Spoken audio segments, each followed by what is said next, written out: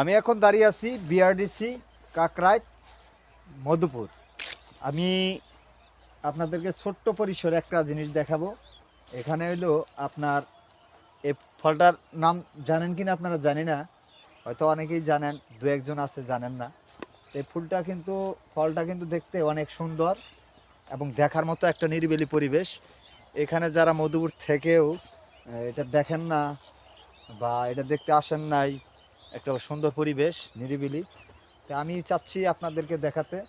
দেখেন ভালো করে, এখানে যে বিআরডিসি ফার্মের যে এইগুলা ড্রাগন ফল ডিসেম্বর উপলক্ষে এখানে ঘুরতে আসছি। আপনারাও আসবেন মাঝে মাঝে, আপনাদেরকে দেখার আমন্ত্রণ রইল। আর যারা আমার এই ফেসবুক প্রোগ্রাম দেখতেছেন, আশা করি আপনারা সকলেই ভালো আছেন এবং সুস্থ আছেন। এবং আপনাদেরকে দেখানোর জন্য আমি চেষ্টা করতেছি পুরো বাগানটা। এখানে আপনার নিরিবিলি পরিবেশ আছে, সুন্দর, খুব সতেজ সৌন্দর্য আপনারা উপভোগ করতে পারবেন।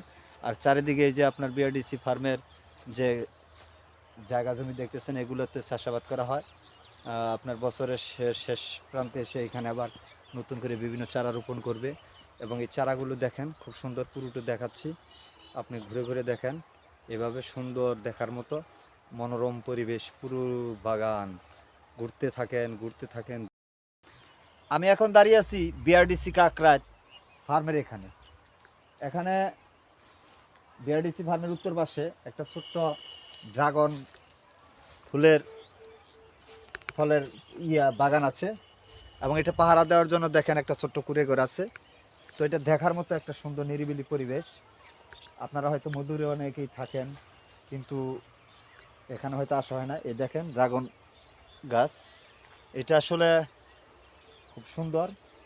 এবং আরেকটা জিনিস খেয়াল করেন, দেখেন এই যে গাছগুলো এখন অবশ্য ফলের সিজন না, ফল আসেনি। যাই হোক, এই একটা শামুক দেখা যাচ্ছে, এই দেখেন খেয়াল করে এই কাছে, এই যে এই একটা শামুক।